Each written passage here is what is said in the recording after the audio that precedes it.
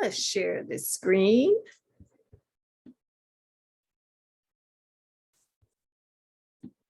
Okay, very good.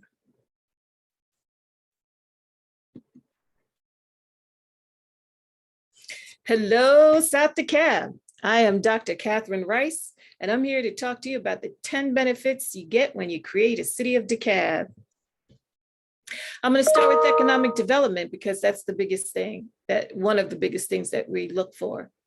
So you see this picture that's on your right. It shows a commercial district, which when we form a city, we will have a downtown district or a central business district that will occur when we put our city hall someplace. We're a big city, so thousands of people will be coming to that city hall to conduct business with government or to visit the courts or do whatever they have to do. And so businesses will be attracted to that area because they want those customers. Our charter also calls for an economic development office because the way you get economic development is that you plan for it, you focus on it, and then you work towards it. Other benefits from the city, two more, is that you get benefits in leadership and governance. So if you see on the right, that's our map. The colored area is the City of DeKalb. Right now, we're under the jurisdiction of the county because we're unincorporated. The county has 7 commissioners, and 4 of those 7 commissioners do not live within the City of DeKalb. That means a majority of people are making decisions about our area that don't live here, but they live in other areas. When the city forms, every single one of your leaders will live within those areas.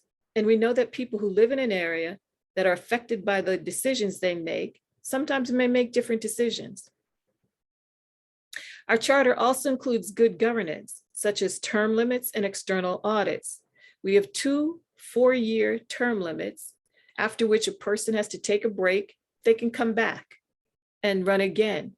And so what this does is it creates competition because the old person and the new person both want your vote, and therefore they're going to work hard to compete against each other. And who's the beneficiary? Us, you. The external audits means that you have to hire, the government will have to hire an outside firm to review their finances. A city will also bring benefits and protection, and we need both of these. On your left-hand side, we're protecting the DeKalb Board of Education. A few years ago, the city of Atlanta annexed some land, and although it was not a large portion, it was near Emory, only 10 students left the DeKalb County schools to go over, 9 or 10, to go over from DeKalb County schools over to the city of Atlanta schools, but $2 million accompanied those 10 children. So the Board of Education knew they had to protect their boundaries. They got their legislators to create Senate Bill 53, but it was vetoed. So right now, our boundaries are open. And as this tweet from DeKalb School Board member Marshall Orson says, the resources for our children are at risk. But by forming a city, then you have firm and solid boundaries, and we protect our DeKalb Board of Education. There's another way the city brings protection, and that's on your right-hand side, because right now we have investors coming in galore in Southern DeKalb, particularly the zip codes, the 5 zip codes that you're probably in one of them.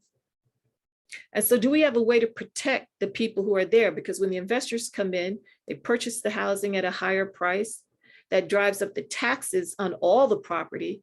And then that in turn drives out some of the residents who can't afford it, particularly those on fixed incomes, like seniors. So yes, we can protect them. In our charter, we have a section that says the city council may provide for limits, freezes, discounts. They can grandfather in people. They have some avenues open to them. And this does not take away anything that you get from the county. This will be on top of what you get from the county. And plenty of cities are doing it. Forming a city will also bring us 4 additional pots of money. The first and biggest is franchise fees. So in the study done by the University of Georgia Carl Vinson Institute, in our feasibility study, which is a requirement, it found that we would have $27 million in excess revenue, meaning after we paid all our bills, paid all the costs and everything, $27 million. And what we can do is use that money to jumpstart back into Southern DeKalb, because that's what we need right now in order to attract economic development. Our second pot of money comes from SPLOST funds. Right now, we're paying SPLOST and most of the money comes to us, but not all of it. So as a city, we would get 100% of it. Our third pot of money comes from insurance premium fees, which are already paying, but the state collects that money and uses it across the state as they see fit. And then the fourth pot of money comes from property tax dollars that go to beautification outside of Southern DeKalb, within DeKalb, but outside of Southern DeKalb. So this came out when the University of Georgia Carl Vinson Institute presented on the impact study that the county wanted them to do about the impact of a city forming. This may be one of the biggest benefits you get, which is citizen engagement, because that's really what determines the quality of a community. We've been talking about community area planning units, or what we call CAPUs, or what some call CAPUs, because it's a cap that goes on you. They're run by residents, led by residents, and staffed by the city. So the city's planning department will send out the agenda created by the residents and distribute it to all those who want to attend the meetings. And at those meetings, you have police, planning, public works, city council members coming every month, because it's an opportunity to talk to lots and lots of people. And in turn, those lots and lots of residents get to say, here's what's happening. Crime is, being committed over here. Look on our website. We have an interview with Debbie Skopczynski, who's the president of the City of Atlanta NPUs, and she goes into this a little bit further. And finally, number 10, a city can bring benefits and innovation. This is the only one that's not solid and secure and defined. But we're forming a large city, and don't let anyone tell you that that's not an asset, because it's one of the biggest assets we have. And we can dream and implement. This picture you see here below is South Korea from 1960 to 2010. They invested in themselves. And although we're not like the shanty towns back in 1960s, we're not far from the 1980s, because that's when we stopped growing. We can dream about and work towards environmental sustainability, resilience types measures, zero energy buildings, smart grids, tiny homes, street sweepers, solar power, and more.